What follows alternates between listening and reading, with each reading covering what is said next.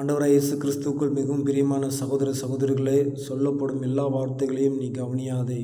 நீ கவனித்தால் வேலைக்காரன் உன்னை நிந்திப்பதை நீ என்ன செய்யணும்னா கேள்விப்பட வேண்டியதாகும் என்று சொல்லி பரிசுத்த வேதாகமத்தில் சொல்லப்பட்டிருக்கிறது. இன்றைக்கு பாருங்கள், அநேக விதமான காரியங்களை அநேக மனிதர்கள் மனுஷிகள் சொல்லுவாங்க. ஆமென். அப்படி சொல்லும்போது அந்த வார்த்தையினால் உங்களுக்கு ஏதாவது மகிழ்ச்சி உண்டாகுதா, சந்தோஷம் உண்டாகுதா என்று சொல்லி பார்த்தால் நிச்சயமாக உண்டாகுது. ஏன்னா அவன் குறை கண்டுபிடிக்கவே உங்களிடத்தில் ஏதாவது என்ன செய்வான் சொல்லி கொண்டு இருப்பான். ஆமென். அது அப்படி, இது சரியில்லை, அது சரியில்லை என்று சொல்லி. ஆமென்.